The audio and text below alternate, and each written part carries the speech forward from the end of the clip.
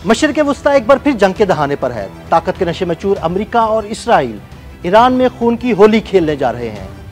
इन बदमाशों को नकेल डालने के लिए ईरान की जानिब से क्या इक़दाम किए जा रहे हैं, मशरिक़ वस्ता की ताज़ा तरीन सूरत हाल पर एक नज़र डालते हैं।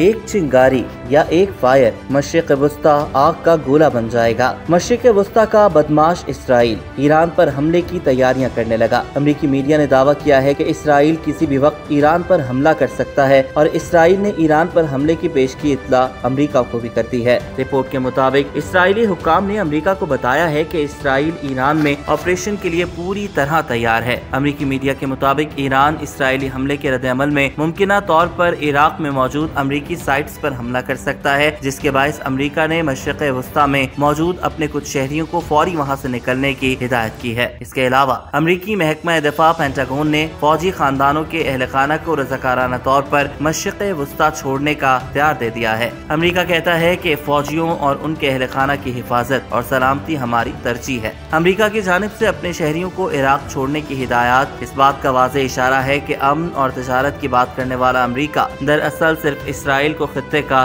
बदमाश बनाना चाहता है।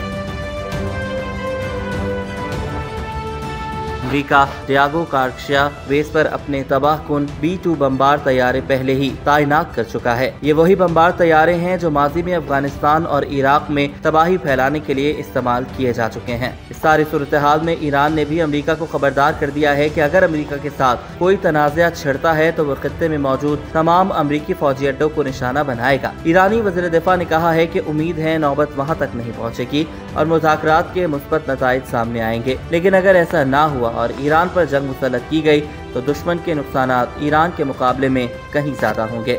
उन्होंने कहा कि हमले की सूरत में अमेरिका को इस खित्ते से निकलना पड़ेगा। ईरानी वज़ीर दिफा ने कहा कि खित्ते में मौजूद अमेरिका के तमाम अड्डे ईरान की पहुंच में हैं।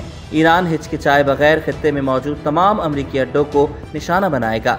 ईरान और अमेरिका इस वक्त यूरेनियम की अफजूदगी के मामले पर शदीद सिफारती कशीदगी का शिकार है। ईरान और अमेरिका अप्रैल से अब तक 5 बार मुज़ाकरात कर चुके हैं ताकि 2015 में तय पाने वाले जौहरी मुआहदे की जगह एक नया मुआहदा किया जा सके। अब अमेरिका और ईरान के जौहरी मुज़ाकरात का छठा दौर इस बार को मस्कत में मुतवक्के है, लेकिन अमेरिकी सदर डोनाल्ड ट्रंप ने कहा है कि ईरान के साथ न्यूक्लियर मुआहदे तक पहुंचने की उम्मीद अब कम होती जा रही है।